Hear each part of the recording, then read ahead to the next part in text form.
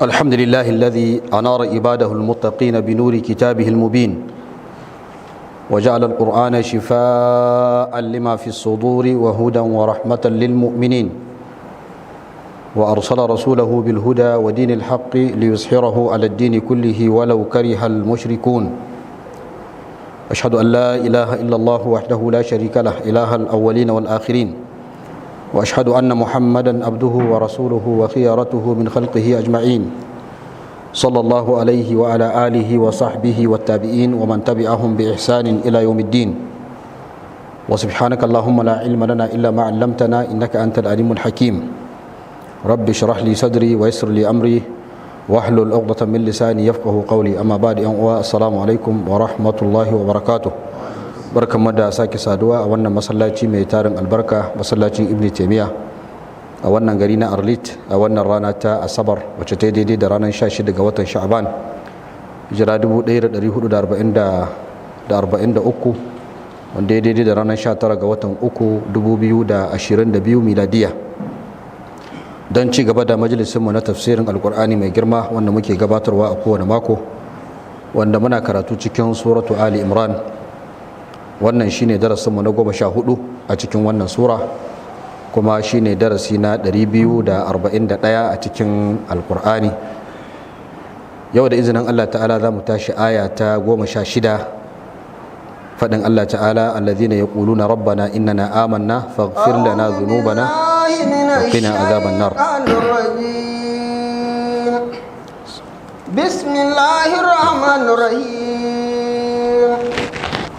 الذين يقولون ربنا إننا آمنا فاغفر لنا ذنوبنا وقنا عذاب النار الصابرين والصادقين والقانتين والمنفقين والمستغفرين بالأسحار الله تعالى يقول الذين يقولون ربنا إننا آمنا فاغفر لنا ذنوبنا وقنا عذاب النار الصابرين والصادقين والقانتين والمنفقين والمستغفرين بالأسحار وإن آية مفارقة تنسوا ساتن دي قباتا باين الله سبحانه وتعالى ya gaya wa manzansa sallallahu alaihi ya bashi umarni ya gaya mana ya ba mu labarin abin da yafi alkhairi abin da yafi zama alkhairi fiye da sha'awoyin duniya da aka ambata a baya wanda Allah subhanahu wataala ya yi tanadin wa'annan abubuwa wanda suke su ne mafi alkhairi ga masu takawa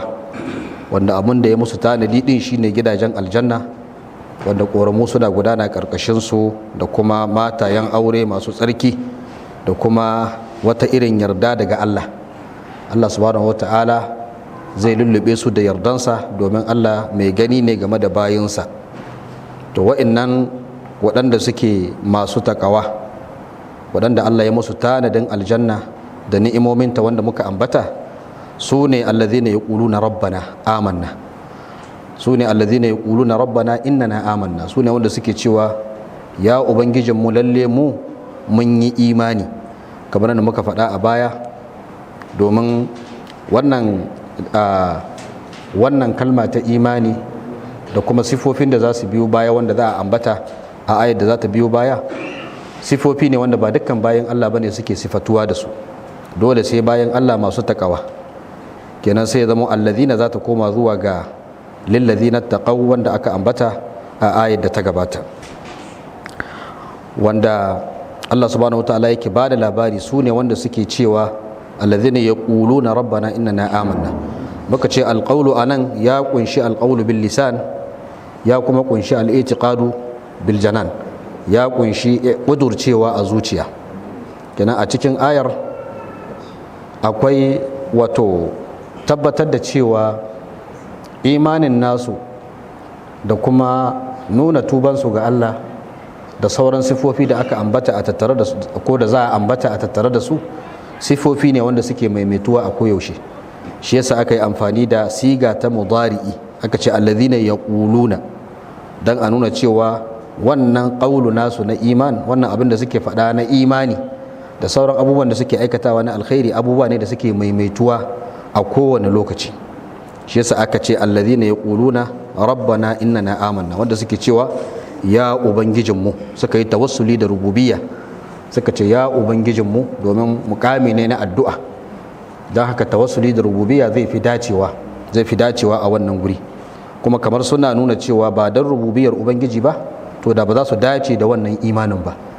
ubangiji saboda wato ainihin rububiyarsa khassa wadda yake bance su da ita, shi yasa suka samu kansu a hali na imani. shi yasa suke fadar wannan kalma ta imani, suka ce innana amanna, suke shelanta imaninsu, kuma suke i'tirafi da ubudiyarsu, kuma suka yi ta'kidi da harfu ta'kid, suka ce innana amanna, lalle mu mun yi imani. ce imani shine abinda mala'ika jibril ya bayyana a hadisin da muka ambata a satin da ya gabata, lokacin da yayi wa annabi tambaya. annabi ya bashi amsa da cewa imani shine kai imani da Allah da mala'ikunsa da littattafansa da manzanninsa da ranar lahira, kuma kai imani da kaddara alkhairinta da sharrinta. wanda bayani akan wa'annan rukunan imanin bayani ne mai fadi wanda mun sha ambatonsa a karatuttuka daban-daban. sannan anan za mu fahimci cewa shi imani dole ya kasance an hada shi da fada da kuma jayuwa. shine gabar da muke kanta a satin da ya gabata, lokaci ya kure. kalmar imani, fadar imani da baki kadai bai wadatarwa, kuma gaskata manzan Allah ko gaskata alkur'ani kadai bai wadatarwa. dole sai mutum ya hada shi da alqabul wal iz'an, sai mutum ya karbi sakon da suka zo da shi, sannan kuma ya jayu. shi yasa ake cewa amantu billah, ba a cewa amantuhu, kamar yadda zaka ce sadaqtuhu, na gaskata shi. to a wajen imani sai da ka ce amantu bihi, na yi imani da shi. don a nuna imani dole ne ya zama an hada shi da karba da kuma jayuwa. magabata irin su Abu Talib, mahaifin sayyidina Ali, wanda zaka ga a cikin kalmominsu akwai nuna gaskatawa ga manzon Allah sallallahu alaihi wasallam, amma saboda ba su jayu ga umarnin manzon Allah ba su karbi sakon da ya zo da shi ba, wannan gaskatawan tasu ba ta yi musu amfani ba. hatta a cikin kasidunsa da ake hakaitowa yana nuna gaskiyar abinda manzon Allah ya zo da shi. da cewa laqad alimu anna ibnana la mukazzabun ladaina wala yu'na bi qawli al-abatili. yace laqad alimu anna ibnana la mukazzibun ladaina wala yu'na bi qawli al-abatili. haqiqa sun san cewa danmu, yana nufin manzon Allah sallallahu alaihi wasallam, ba mutum ne wanda ake karyatawa ba makaryaci bane ladaina a wajenmu, kowa ya san mai gaskiya ne, as-sadiqul amin ake ce masa. wala yu'na bi qawli al-abatil, kuma ba a nufin sana maganganu na bata, maganganu na ƙarya. wannan magana ce da shi Abu Talib yake fadarta, kaga a ciki akwai nuna gaskata manzon Allah sallallahu alaihi wasallam. yana cewa laqad alimtu bi anna dina Muhammadin min khairi adyan al-bariyati dina laula al-malamatu aw hidaru masabbatin la ra'aytani samhan bidhaka mubina. yana cewa hakika na san cewa addinin Annabi Muhammad sallallahu alaihi wasallam yana daga cikin mafi alkhairin addinan talikai baki daya.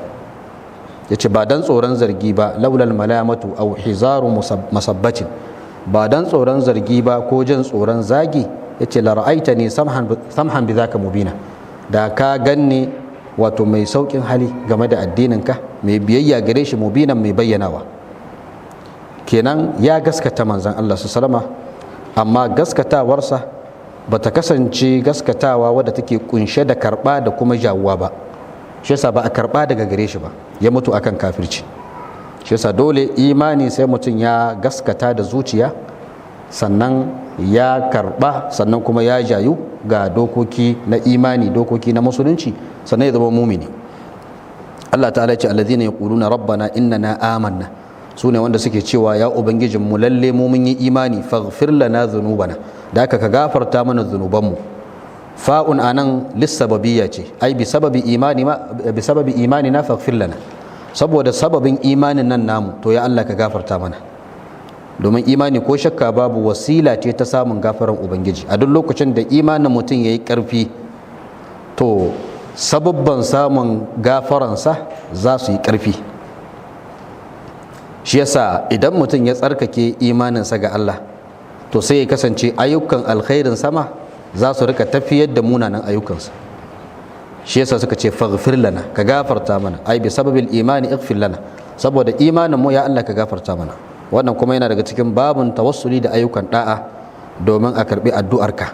ya nuna cewa ya halatta mutum yayi tawassuli da imaninsa da kuma ayyukansa na da'a. Da suka ce faghfir lana, fi'ilin ighfir anan zaka kira shi fi'ilu du'a'in, ba za ka ce masa fi'ilu amrin ba, domin shi bawa baya bawa Allah umarni, sai dai ya roki Allah.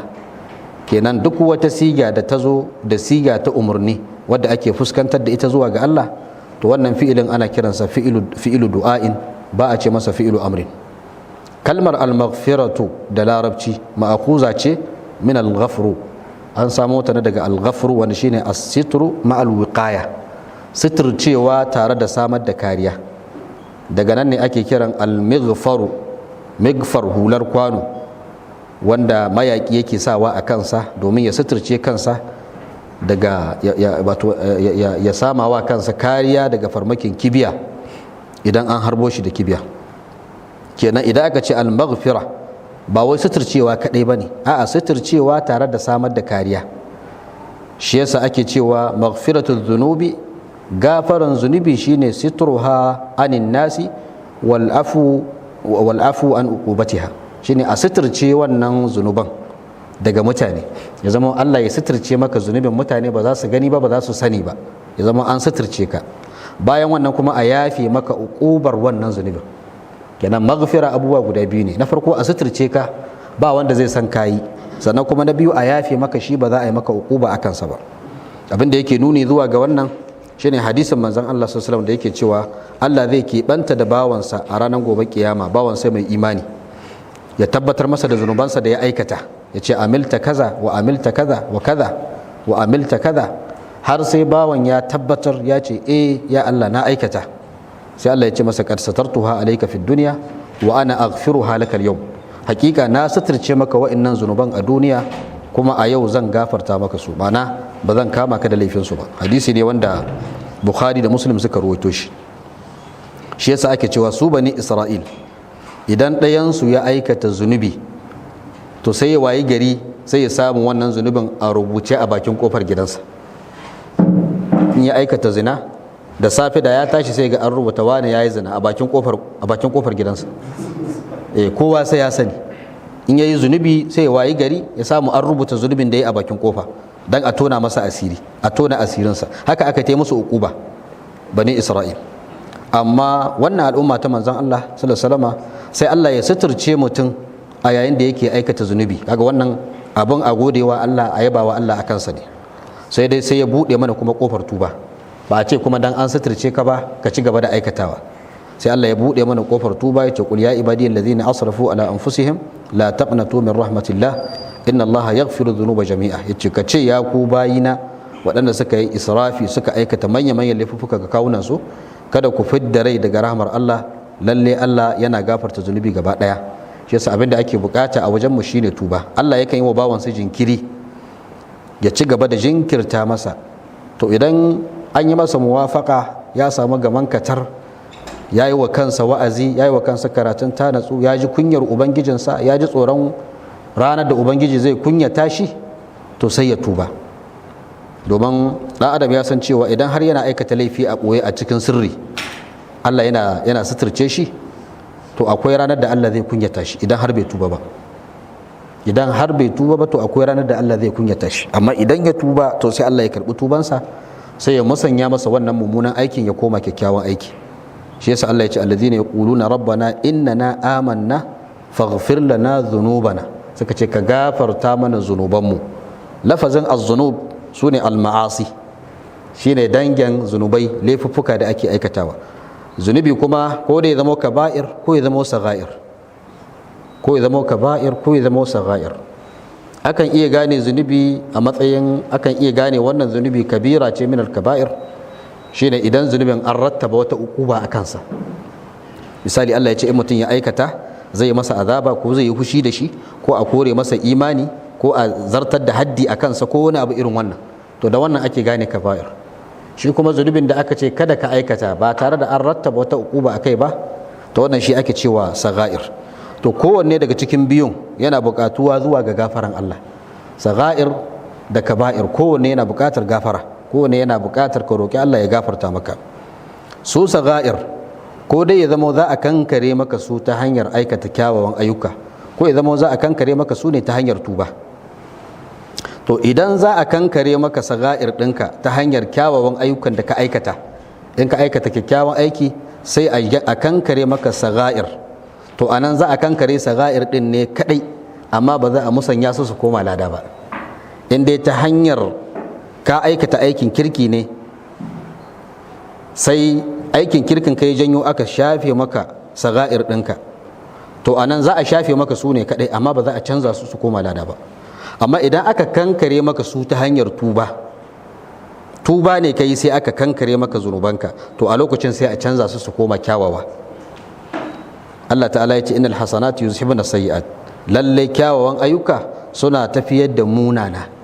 Kaga nan ba a ce za a canza maka su su koma kyawawa ba, amma in kai kyakkyawan aiki sai ya tafiyar maka da munanan ayyuka saga'ir ɗinka, amma ba a ce za a musanya maka su da kyawawan ayyuka ba. Amma idan mutum ya tuba fa, Allah ya ce illa man taba wa amana wa amila amalan salihan fa ulaika yubaddilu Allahu sayyi'atihim hasanat wa kana Allahu ghafurur rahima. Sai ce illa man taba, sai fa kadai wanda ya tuba, wa amana yayi imani wa amila amalan salihan, kuma ya aikata aikin kirki, fa ulaika yubaddilu Allahu sayyi'atihim hasanat, fa ulaika yubaddilu Allahu sayyi'atihim hasanat, wa inna Allah zai musanya munanan ayyukan su koma kyawawa.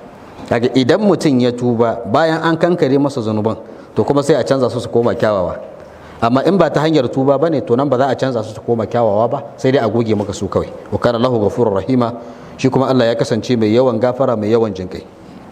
A nan sai mu fahimci cewa ashe yana daga cikin sifofin masu takawa shine ba sa jijji da kai da kansu, ko yaushe kallon kansu suke a matsayin masu tawaya kasassu, saboda neman gafaran ubangiji da suke yi a koyaushe. Suna cewa rabbana ighfir lana dhunubana, ya Allah ka gafarta mana zunubanmu, innana amanna faghfir lana dhunubana, ka gafarta mana zunubanmu. Kuma anan ashe sai mu fahimci ashe takawa ba ta bawa mutum kariya daga zunubi. Dan ka zama mai takawa, wannan ba shi yake nuna kai ma'asumi bane, shikenan ba za ka taba zunubi ba. Takawa ba ta baka kariya, ba ta baka isma, sai dai idan talaladiya ta fisge mutum ya aikata laifi, ko bisa kuskure ko bisa mantuwa ko ganganci ko wani abu irin wannan, to in yana daga cikin masu takawa zai gaggauta tuba, ba zai doge akan zunubinsa ba. To wannan ita ce alaman shi mai takawa ne, da zaran ya aikata laifi to zai gaggauta tuba. To kaga wannan ita ce alama ta masu takawa. Amma takawa ba ta bada kariya ka ce shin da kai mai takawa ne shikenan ka saki jiki ka ce kai ba za ka aikata zunubi ba ko ba ka aikata zunubi ba. Wanda yake ma'asumi sai annabawa. Shi yasa suka ce faghfir lana dhunubana innana amanna faghfir lana dhunubana, ka gafarta mana zunubanmu. Suka ce wa qina azaban nar, kuma ka kare mu daga azabar wuta. Nan daga alwiqaya ne, wa qina daga alwiqaya, abinda ake nufi da shi shine qina al'azaba inda istihqaqina lahu, ya Allah ka kare mu daga azaba a lokacin da muka cancanci azabar. Sannan kuma zai iya kasancewa wa qina al'azaba hatta la na'mal al'amal alladhi yusiluna ila al'azab, ya Allah ka kare mu daga azaba, ma'ana ka kare mu daga aikin da zai kai mu zuwa ga wannan azabar. Kowace kariya ce, ka yi zunubin Allah ya kare ka daga shiga wuta bayan ka cancanci shiga wuta, wannan kariya ce daga azaba. Sannan Allah ya kare ka, ya hana ka yin aikin da zai janyo maka shiga azaba, shi ma wannan kariya ne daga azaba. To suna roƙon Allah kowanne daga cikin biyu, ya Allah ya kare su daga aikata zunubin da zai kai su wuta, sannan ya kare su daga shiga wuta a lokacin da suka cancanci shiganta. To kaga su wa'innan idan har suka yi yunkurin aikata aiki irin na 'yan wuta, to sakamakon wannan addu'ar Allah subhanahu wataala zai iya ba su kariya ta hanyoyi masu yawa. Malamai suka ce Allah subhanahu wataala yana ba wa bawansa kariya daga zunubi, yana kare bawansa daga fadawa zunubi wanda zai kai shi zuwa ga azaba ta hanyar sabubba masu yawa. Malamai suka ambaci sabubban sun kai guda 10 wanda malamai suka ambata, wanda bawa yake samun kariya daga azaba, yake samun kariya daga zunubi ta dalilinsu. Daga cikin sabubban akwai samun gaman katar da bawa zai yi zuwa ga tuba. Allah ya masa gamo da katar ya tuba ga zunubin, Allah ya masa muwafaka ya tuba daga zunubin da yake aikatawa. Kaga wannan wata hanya ce ta samun kariya daga zunubi, domin idan mutum ya tuba daga zunubinsa to Allah zai kare shi daga ukubar wannan zunubin, tunda ya tuba Allah ya yafe masa. sannan daga ciki akwai ayyukan kirki, al'amalus salihah. Ayyukan kirki suna tafiyar da zunubai, suna tafiyar da zunuban da suke jefa mutum cikin azaba. Sannan akwai sadaka, yawaita yin sadaka yakan ba wa mutum kariya daga zunubi, yakan sa a kankare wa mutum zunubansa. Sannan akwai addu'ar muminai su rika yi wa junansu addu'a, wannan yakan sa bayan Allah su samu kariya daga zunubi, daga azabar zunubinsu. Sannan akwai mashi'ar ubangiji, Allah idan ya ga dama sai ya gafarta wa bawansa zunubin da ya aikata. Inna Allah la yaghfiru an yushraka bihi wa yaghfiru ma duna dhalika liman yasha. Allah baya gafarta ma wanda ya shirka da shi, amma yana gafarta wanda ya koma bayan shirka ga wanda ya so. To in Allah ya so ya ga dama sai ya gafarta wa bawansa zunubin da ya aikata ba tare da ya kama shi da laifin wannan zunubin ba, da sauran hanyoyi irin waɗannan da malamai suka ambata. A nan sai mun fahimci cewa ashe ya dace ga kowane bawa daga cikin bayan Allah ya rika roƙon Allah gafara, ya rika roƙon Allah kariya daga azabar wuta. Roƙon Allah gafara yana wadatarwa daga roƙonsa kariya daga azabar wuta. Cewa da suka yi rabbana innana amanna faghfir lana dhunubana, wannan zai iya wadatarwa, ba sai sun ce wa qina azaban nar ba, dan in sun samu gafaran zunubi to kuma za su samu kariya daga azabar wuta. Amma kuma sai suka ƙara da wa qina azaban nar saboda babi ne na addu'a. Shi babi na addu'a akwai buƙatar faɗaɗawa, akwai buƙatar mutum ya faɗaɗa a cikinsa saboda sabubba guda 4 da malamai suka ambata. Sababin farko shine a lokacin da mutum zai yi addu'a, to idan zai faɗaɗa kenan zai samu damar ya bijiro da dukkanin buƙatunsa. Duk abin da zai yi addu'a da shi zai iya bijiro da shi ya ambace shi. Fa'ida ta farko kenan. Fa'ida ta biyu, a duk lokacin da bawa ya faɗaɗa addu'a to mukhataba yake yi da ubangijinsa. Wannan mukhataba da yake yi da ubangijinsa sai ya kasance zai ƙara samun shauƙi da ƙaunar ubangiji. Kaga wannan zai fi samun wannan shauƙin da kuma daɗewa yana ganawa da ubangiji fiye da a ce ya taƙaita a cikin minti ɗaya ya ƙare ya gama. Daɗewar da zai yana yi to zai daɗe yana munajati da ubangiji. Sannan a duk lokacin da mutum ya ƙara dagewa wajen addu'a to kuma zai ƙara samun kusancin ubangiji ne ta dalilin wannan addu'ar. Sannan sababi na 4, a duk lokacin da mutum ya dage wajen addu'a to a lokacin da yake bayyana matsalolinsa da damuwoyinsa to yana ƙara nuna buƙatuwarsa da talaucinsa ne zuwa ga ubangijinsa. To kaga wannan sabubban su suke janyo sai mutum ya faɗaɗa, bayan sun ce ina na amanna faghfir lana dhunubana kuma sai suka ƙara wa qina azaban nar. Kamar addu'ar da manzon Allah yake yi ce, yake cewa Allahumma ighfir li dhanbi kullahu diqqahu wa jillahu alaniyatahu wa sirrahu awwalahu wa akhirahu. Duk wannan maimai ne yake tai. Hadisi ne muttafaqun alaihi, Bukhari da Muslim daga Abi Huraira. Inda manzon Allah zai ce Allahumma ighfir li dhanbi ya wadatar, kai da zai ce Allahumma ighfir li ya wadatar, amma yace Allahumma ighfir li dhanbi, bayan ya hada da dhanbi sannan yace kullahu, sannan yace diqqahu wa jillahu, kananansa da manyansa, alaniyatahu wa sirrahu, na boyansa da na bayyanansa, da na boye, awwalahu wa akhirahu, na farkonsa da na karshensa.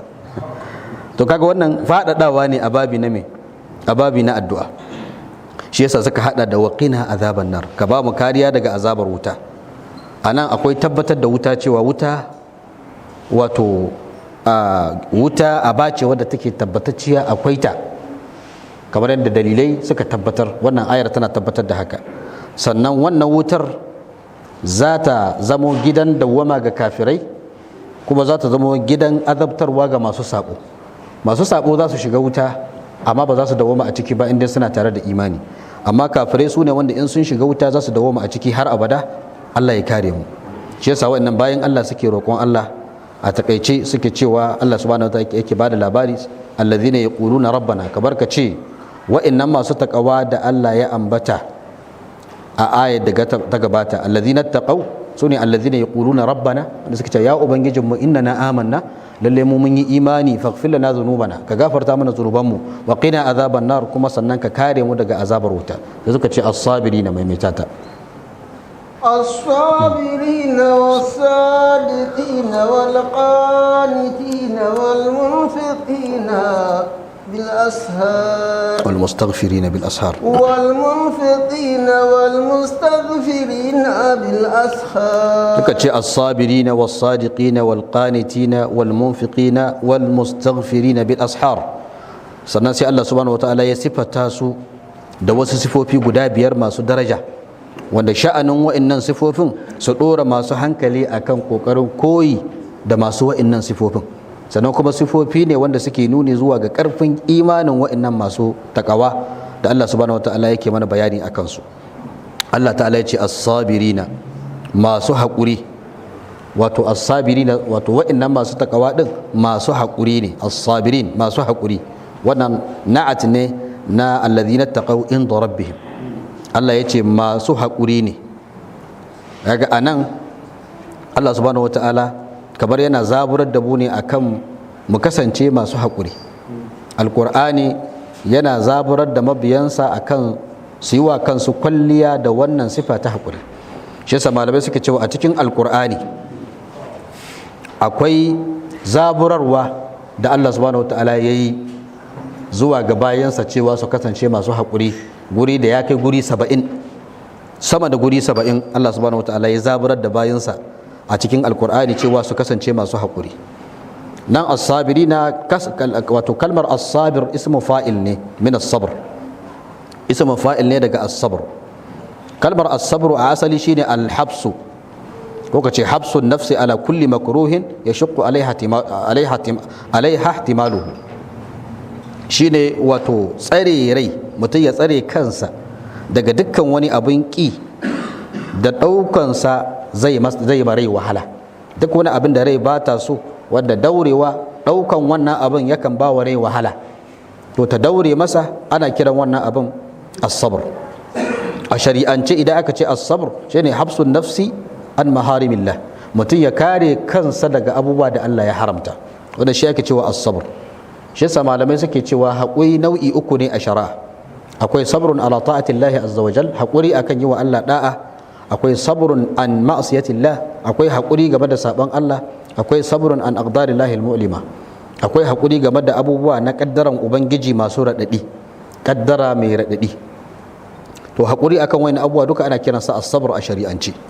As-sabr ala ta'a, ana son mutum ya kasance mai haƙuri game da yi wa Allah da'a, domin shi mutum yakan samu wato damuwa mai tsanani a duk lokacin da ya himmantu zai aikata da'a. Wasu lokuta sai ya ji ransa baya so, domin zai rika samun rai wadda take al'amara bisu, rai wadda take horon mutum da mummunan aiki, da kuma shedan suna kokarin kange shi daga aikata wannan aikin da'a din. Inda ba ya samu taimakon Allah subhanahu wataala ba, ya rinjayi wa'annan makiya guda biyu, an-nafsul amara bisu da kuma shedan, a lokacin ne zai samu damar aiwatar da wannan aikin da'ar. To kaga ashe akwai bukatar haƙuri da dauriya anan. Sannan akwai as-sabru an ma'siyatillah, haƙuri game da saban Allah, musamman idan an samu wato abubuwa da suke fusgar mutum zuwa ga wannan saban. Akwai lokacin da mutum zai samu abubuwa da suke fusgansa zuwa ga aikin sabo. Na farko dai wasa'il na saban su zama ga sunan sun yi yawa ko ina, wasa'il na saban Allah ga sunan ko ina, in dai kana buƙatar yi gashi nan a abin nan cikin sauki zaka samu damar aikatawa. Sannan na biyu ya zama kuma ga masu aikatawa sun yi yawa, akwai abokanai, in za ka yi za ka samu abokanai da yawa da za su kama maka ku yi tare.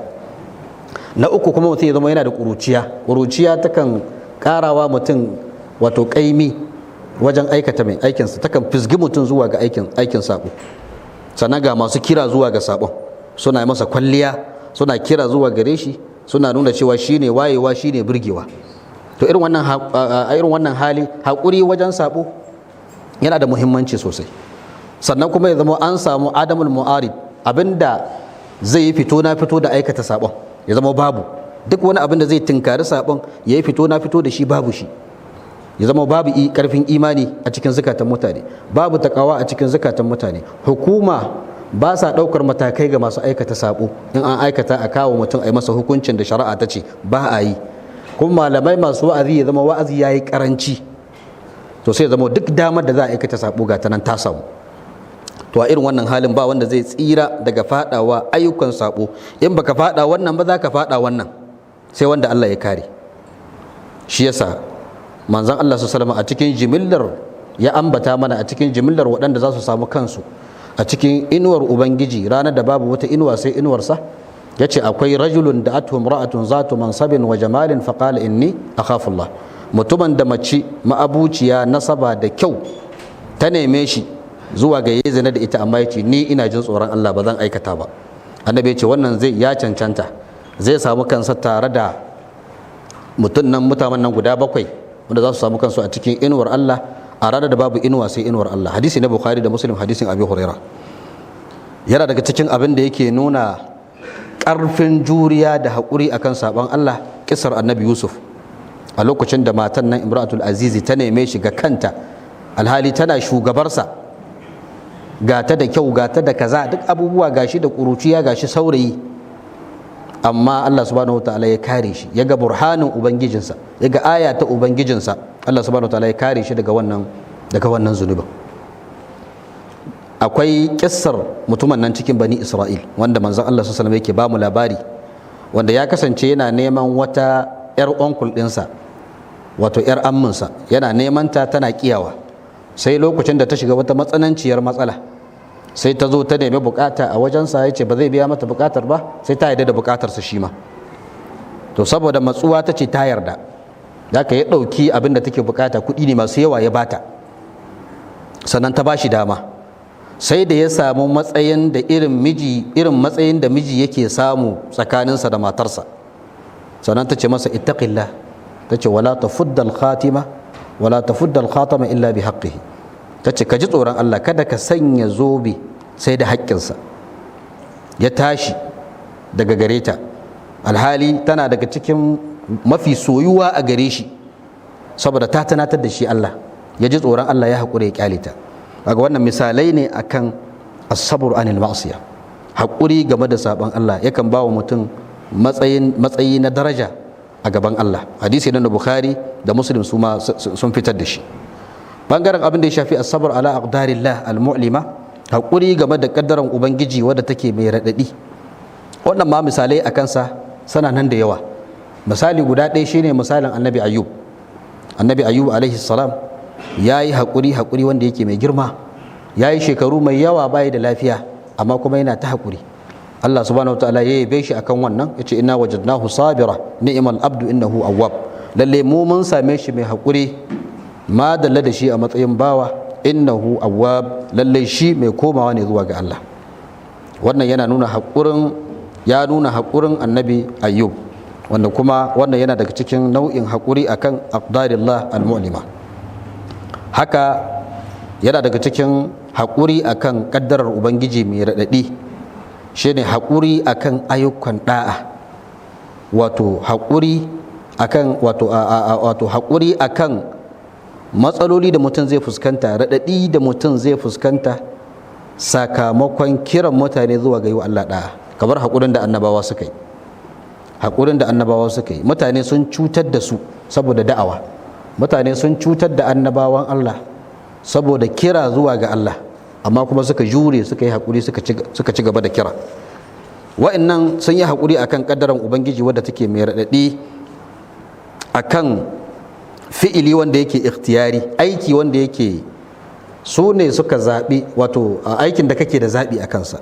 Domin wato aqdarullahi al-mu'lima iri biyu ne, akwai abin da baka da zaɓi, kamar musiba da za ta afko maka, wannan baka da zaɓi, a yi maka mutuwa ko a maka gobara ko rashin lafiya ko wani abu, wannan baka da zaɓi a kansa, baka da zaɓi. In ka yi haƙuri ka samu lada, in baka yi haƙuri ba kuma ba za ka iya hana wannan musibar ta same ka ba in Allah ya kaddara.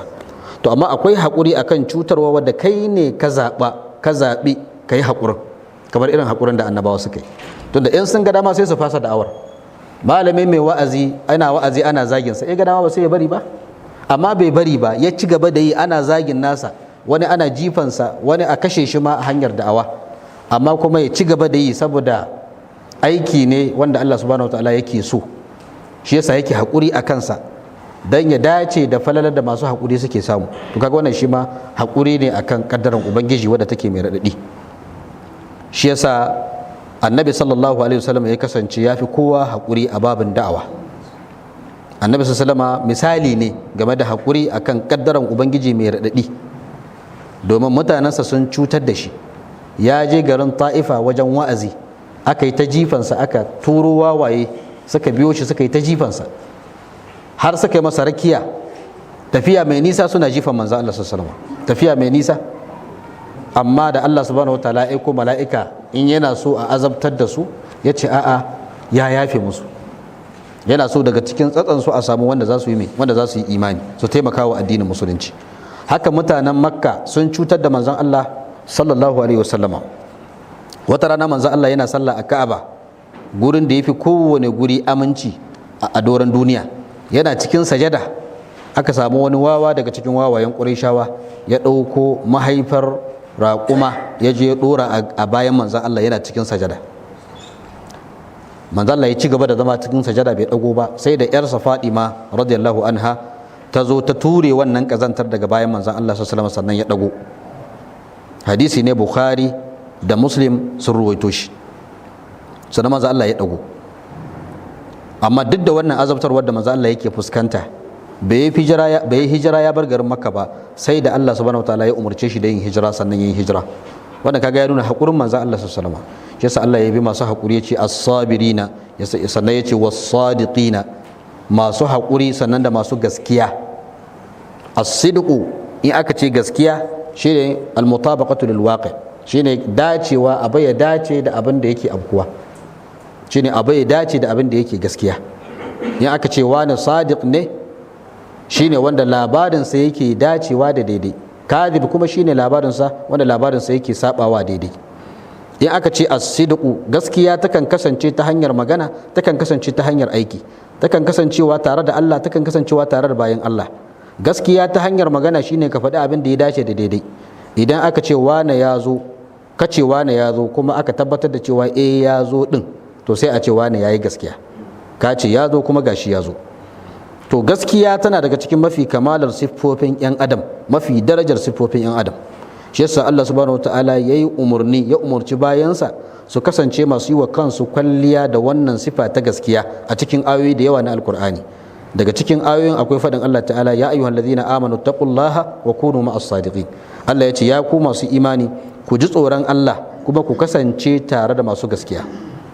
Gaskiya sifa ce ta masu imani, ita kuma ƙarya sifa ce ta munafikai. Manzon Allah ya zaburar game da gaskiya a cikin hadisi ingantacce, yake cewa alaikum bis-sidqi fa inna as-sidqa yahdi ila al-birri wa inna al-birra yahdi ila al-janna wa ma yazalu ar-rajulu yatasaddaqu wa yataharra as-sidqa hatta yuktaba inda Allah siddiqa.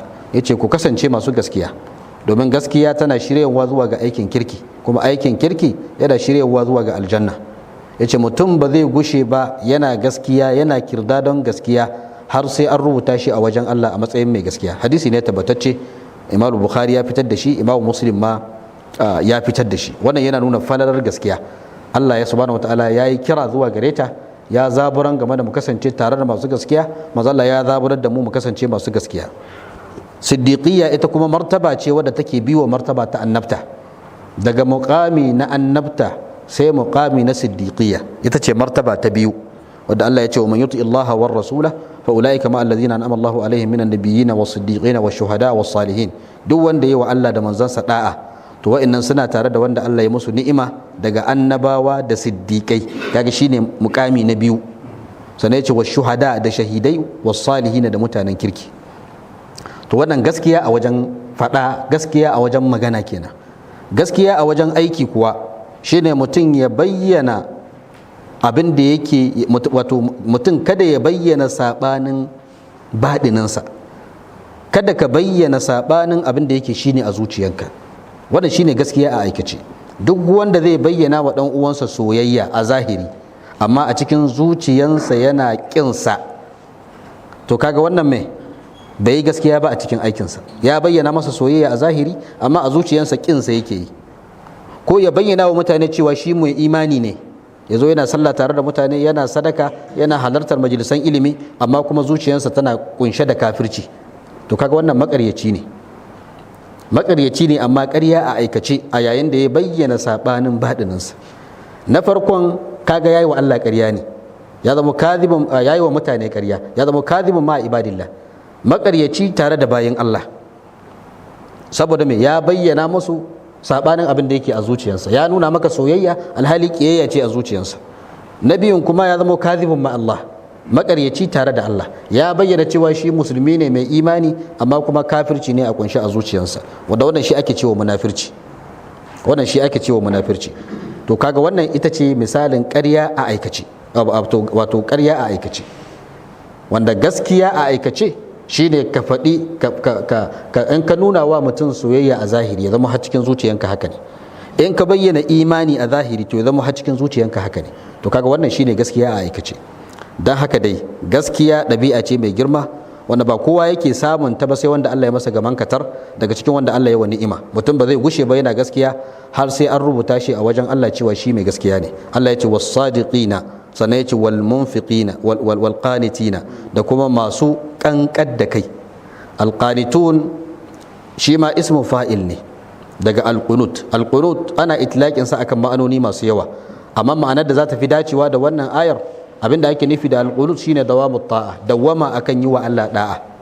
Dawamut ta'a ma al-khushu'i wal khudu'i lillahi azza wajal, tare da kaskantar da kai da risinawa ga Allah mai girma da buwaya, ta yadda mutum zai kasance mai dawama akan yi wa Allah, wato mai dawama akan yi wa Allah da'a, mai fuskantar Allah a koyaushe a cikin ayyukan da'a. Shi yasa Allah ya ce hafizu ala salawati was salatul wusta wa qumu lillahi qanitin.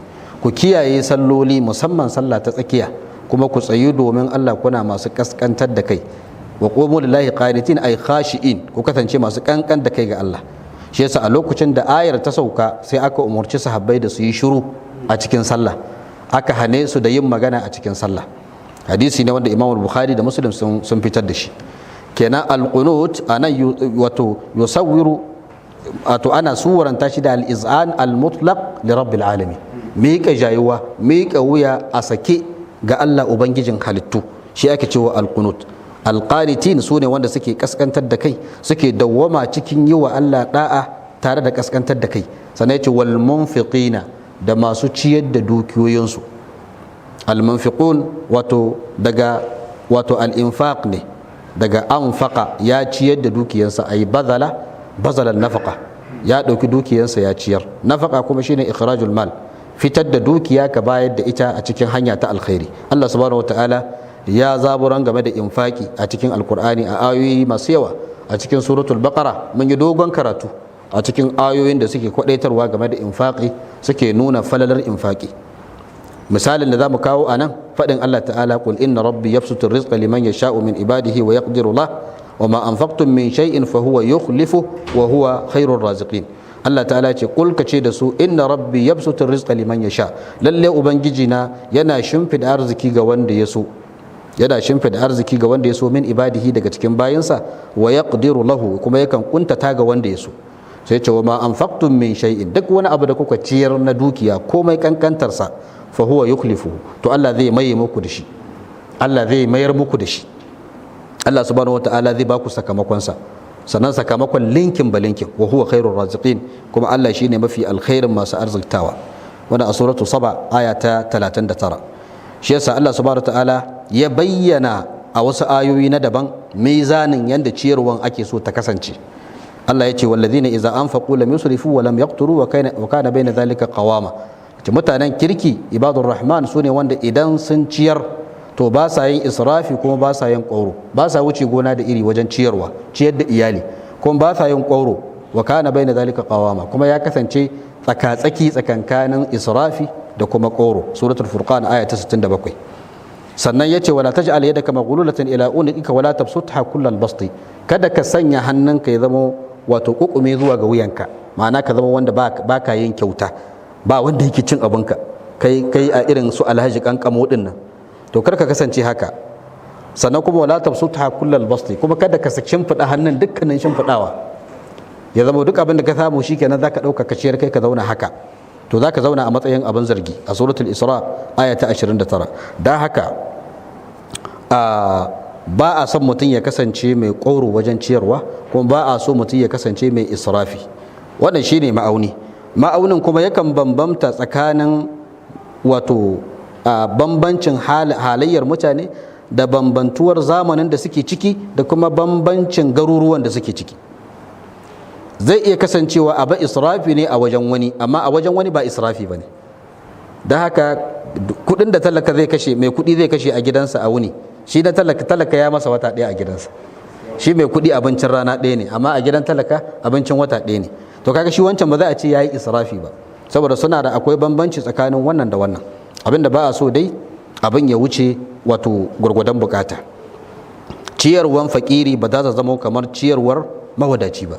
Shi yasa Allah ya ce yunfiq zu sa'atin min sa'ati wa man qadira alaihi rizquhu falyunfiq mimma atahu Allah. Yace mai yalwa to ya ciyar daga yalwansa.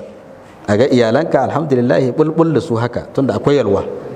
Yace su kuma wanda aka kuntata masa arzikinsa to shi kuma ya ciyar daga abin da Allah ya bashi, ya ciyar da abin da ya sawwaka. A suratul talaqi aya ta 7. Waɗanda za a ciyar kuwa su ma Allah ya bayyana su a Qur'ani, ce yas'alunaka madha yunfiquna qul ma anfaqtum min khairin falil walidaini wal aqrabina wal yatama wal masakin wa ibnis sabil. Suna tambayar ka akan wa za su ciyar, mai za su ciyar, ce qul ka ce ma anfaqtum min khairin, duk abin da kuka ciyar na alkhairi falil walidaini to ya kasance ga iyaye biyu su ne gaba, wal aqrabina da makusanta, wal yatama da marayi, wal masakin da miskinai, wa ibnis sabil da kuma wanda guzurinsu ya yanke. Wannan ayar mun bi ta kanta a suratul baqara aya ta 215.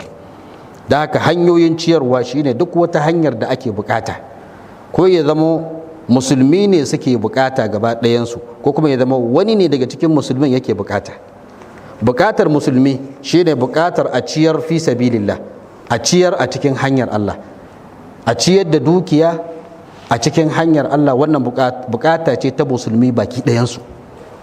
Duk musulmi suna buƙatar masu kuɗi su rika ciyarwa a cikin hanyar Allah, domin jihadi fi sabilillah ɗaukaka kalmar Allah ne. A duk lokacin da kalmar Allah ta ɗaukaka to duka musulmi za su ji daɗi. Sannan kuma ciyarwa a cikin hanyar Allah kiyayewa ne ga shari'ar Allah. A duk lokacin da ake ciyarwa a cikin hanyar Allah, ake ɗaukar nauyin malamai suna karatu suna karantarwa, ake ɗaukar nauyin makarantu ana karantar da addini, ake ɗaukar nauyin masu jihadi fi sabilillah suna fita suna jihadi suna taimakon addini, to kullum musulunci zai rika ci gaba ne, kuma za a rika kiyaye shari'ar Allah ne, sai zama amfanin musulmi ne baki ɗaya. Ita kuma ciyarwa ga fakiri, talaka, mabukaci, kaga wannan ba bukatar musulmi baki ɗaya bace, bukata ta wani daga cikin musulmi, to shi ma wannan ciyar da shi yana daga cikin infaki, yana daga cikin ciyarwa wadda musulunci ya kwadaitar game da ita. Shi yasa Allah ya yabi wa'annan masu takawar, yace wal munfiqina, da waɗanda suke yin infaki suke ciyar da dukiyoyinsu, yace kuma wal mustaghfirina bil ashar, da kuma waɗanda suke yin istighfari a lokacin asuba. Al mustaghfirun sune as-sa'iluna li maghfiratillah, sune wanda suke roƙon gafaran ubangiji. Al maghfira muka ce shine sitru dhanbi wa tajawuz anhu, shine sitirce zunubi wa tajawuzu anhu, da kuma kawar da kai daga gare shi. A sitirce wa mutum zunubinsa lokacin da yake yi ba za a tona masa asiri ba, sannan kuma ya je lahira ba za a kama shi da laifin wannan zunubin ba. To Allah subhanahu wataala ya kwadaitar game da me, game da istighfari. Allah rama karanta ko da wannan ayar ce kai ma, wa qultu astaghfiru rabbakum innahu kana ghaffara. قلت استغفروا ربكم إنه كان غفارا. نعم.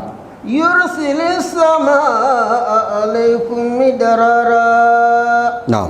ويمددكم بأموال وبنين ويجعل لكم جنات ويجعل لكم أنهارا. Allah ta'ala ya ce wa qultu astaghfiru rabbakum innahu kana ghaffara, sai ne ce ku nemi gafaran ubangijinku domin shi Allah mai yawan gafara ne, mai yawan karban tuba ne.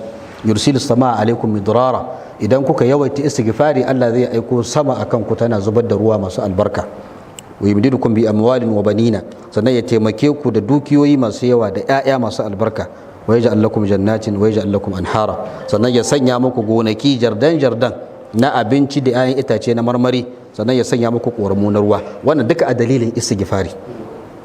Istighfari abu ne wanda yake da fa'ida, sannan kuma addu'a ce ta neman gafaran ubangiji. Shi yasa manzon Allah sallallahu alaihi wasallam ya bayyana sigogi da yawa na istighfari. Siga mafi falala daga cikin sigogin istighfari ita ce sigar da manzon Allah ya bayyana a cikin hadisin Bukhari, hadisin Shaddad bin Aus radiyallahu an. Manzon Allah yake cewa sayyidul istighfar an taqul, shugaban istighfari gaba daya shine ka ce Allahumma anta rabbi la ilaha illa anta khalaqtani wa ana abduka wa ana ala ahdika wa wa'dika mastata'tu a'udhu bika a'udhu bika min sharri ma sana'tu abu'u laka bi ni'matika alayya wa abu'u bi dhanbi faghfir li innahu la yaghfiru dhunuba illa ant. Wannan shine sayyidul istighfar. Yace Allahumma ya Allah anta rabbi, kai ne ubangijina, la ilaha illa anta khalaqtani, ba abin bauta bisa cancanta sai kai ka halicce ni, wa ana abduka, kuma ni bawanka ne, wa ana ala ahdika wa wa'dika mastata'tu, ni ina kan alƙawarinka, wato ina kan alƙawarin da wato yarjejeniyar da nayi da kai da kuma alƙawarinka mastata'tu. Al-ahd shine alƙawarin da Allah ya kulla tsakaninsa da bayansa, sannan al-wa'd alƙawarin da ya musu na sakamakon da zai basu idan sun kiyaye wannan alƙawarin a ranar gobe kiyama. Mastata'tu, gwargwadon iko ina kokarin kiyayewa. A'udhu bika min sharri ma sana'tu, ina neman tsarin ka daga sharrin abin da na aikata. Abu'u bika, wato abu'u laka bi ni'matika alayya, ina i'tirafi. Abu'u anan ina i'tirafi, ma'ananta kenan ina yi maka i'tirafi da ni'imar ka da kai min, na yarda na yi i'tirafi da wannan ni'imar. Wa abu'u bi zambi, kuma ina i'tirafi a gare ka da zunubi na da na aikata, na yarda ni mai laifi ne, faghfir li, da haka ga gafarta mu, innahu la yaghfiru dhunuba illa anta, domin ba wanda yake gafarta zunubi sai kai. Wannan shine sayyidul istighfar. Allah ta'ala yace wal mustaghfirina bil ashar, da waɗanda suke neman gafara a lokacin asuba. Bil ashar ba'un anan lizarfiyya ce, ma'ana wanda suke wal mustaghfirina fil ashar, ma'ananta a cikin lokacin al ashar. Ashar jam'u sahar ne, shine akhirul layl, wato shine a ƙarshen dare kafin bullowar alfijir. Ay yas'aluna al-maghfirah fi hadha al-waqt min az-zaman, suna neman gafaran ubangiji a wannan lokacin, shine karshen dare, domin shine lokacin da Allah yake saukowa sama ta duniya, kamar da hadisi manzo Allah ya tabbatar. Allah yana saukowa ya dawo sama ta duniya a lokacin da sulusun dare na karshe yayi saura, ya rika cewa man yad'uni fa astajiba lahu, man yas'aluni fa utiyahu, man yastaghfiruni fa aghfira lahu. Wa zai roke ni in amsa masa, wa zai tambaye ni bukata in bashi, wa zai nemi gafara ta in gafarta masa. An keɓanci wannan lokaci a lokacin ashar da ambato, domin zuciya a lokacin ta fi samun natsuwa, ta fi zama a tace a natse, kuma ta fi haɗuwa wuri ɗaya, kuma lokaci ne da mutane suke jin daɗin bacci. A lokacin da mutum ya haƙura da wannan daɗin, ya tashi yana addu'a, yana gaya wa Allah bukatocinsa, yana roƙon Allah, to wannan yana nuna mai da'arsa ga ubangiji, kamalar da'arsa. Sannan kuma wannan zai fi sa addu'ansu tafi saurin karbuwa. Sannan kuma lokaci ne da mutane suke yin addu'a su kare.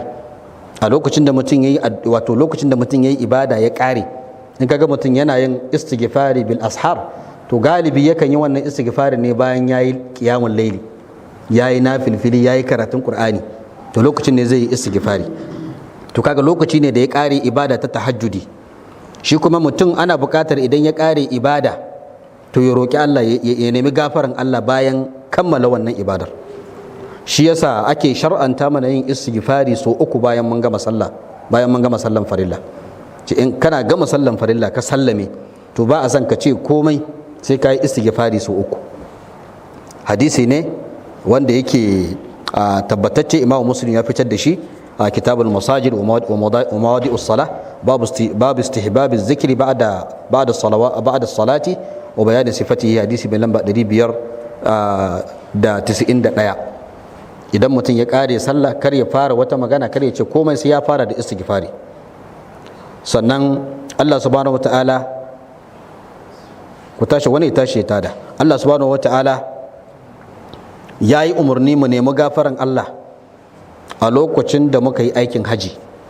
Lokacin da aka yi aikin haji, aka kare, aka zo karshen aikin haji, to a yawaita istighfari. Ki summa afidu min haisu afada an-nasu wastaghfirullah inna Allaha ghafurur rahim. Sannan ku kwararo ta inda mutane suke kwararowa, wastaghfirullah, sannan ku nemi gafaran Allah. Saboda kun zo karshen ibadar ku ta aikin haji, to ku yawaita istighfari. Inna Allaha ghafurur rahim, lalle Allah mai yawan gafara ne, mai yawan jinkai. Da haka roƙon gafaran ubangiji bayan an gama ibada, a ciki akwai nuna kamalar kaskantar da kai ga Allah. Sannan akwai nuna cewa shi mutum baya jijji da kansa a yayin da ya aikata aikin. Ka yi aikin ka kare, amma kuma kana kaskantar da Allah, ayi hakuri a karba, ya Allah a karba mana. Kaga akwai kaskantar da kai a ciki. Ba wanda zai yi ibada ba yana jijji da kai, ya mun nuna alaika an aslamu, yana ganin yana yayi wa Allah alkhairi. sannan kuma akwai nuna wato tsoron Allah da kuma yarda da taksiri. Mutum ya rika jin cewa akwai wani abu na kasawa a tattare da shi, ya aikata aikin amma kuma yana jin tsoron an karba ko ba a karba ba. To shi yasa ake buƙatar idan an ƙare ibada to a yi istighfari. Da Allah ya ce wal mustaghfirina bil ashar, ma'ana wanda suke neman gafara a wannan lokacin al-ashar bayan sun ƙare ibada ta tahajjudi. Nan akwai nuna falalar sifatuwa da wa'innan sifofi guda 5 da wannan ayar ta ambata, shine sifa ta haƙuri da sifa ta gaskiya da sifa ta ƙasƙantar da kai da yawan ibada da kuma sifa ta infaki da sifa ta istighfari a lokacin al-ashar. Akwai nuna falalar sifatuwa da wa'innan sifofin da kuma zaburarwa game da sifatuwa da wa'innan sifofin. Sannan a ciki akwai nuna cewa haƙuri shine mafi falala daga cikin wa'innan sifofin guda 5 da aka ambata. Haƙuri shine mafi falala domin shi mutum idan ya tabbatar da sifa ta haƙuri to sauran sifofin gaba ɗaya ma zai iya tabbatar da su. In dai har ya tabbatar da wannan sifa ta haƙuri ya zama mai haƙuri, to sauran sifofin da aka saka biyo bayan gaba ɗaya ma zai iya tabbatar da su. Domin daga cikin nau'ukan haƙuri akwai as-sabru ala ta'atillah, sannan akwai as-sabru an ma'asiyatillah wanda muka ambata. Haƙuri game da yi wa Allah da'a da kuma haƙuri game da barin saban Allah. To kaga zai tabbatar maka da waɗancan. Da'a ne ga Allah yin gaskiya, an gane. Haƙuri ne game da yi wa Allah da'a, haƙuri ne game da barin saban Allah, ƙauracewa ƙarya. Idan ka guji ƙarya to ka haƙura game da sabawa Allah. In ka yi gaskiya sannan kuma ka yi haƙuri wajen yi wa Allah da'a, to haka duka sauran sifofin za ka ga haka ne. Ko ya zama ka yi wa Allah da'a ne, ko kuma ya kasance ka guji sabawa Allah ne. Kaga ashe idan ka tabbatar da wannan sifa ta haƙuri, to sauran sifofin gaba ɗaya ma za ka iya tabbatar da su. Sannan akwai nuna zargin kishiyar wa'innan sifofin su kuma. Akwai zargi game da sifa ta raki, ka zama kai mutum ne mai raki, ba haƙuri, duk abin da ya same ka sai ka nuna rakinka, to ba a san wannan ga musulmi.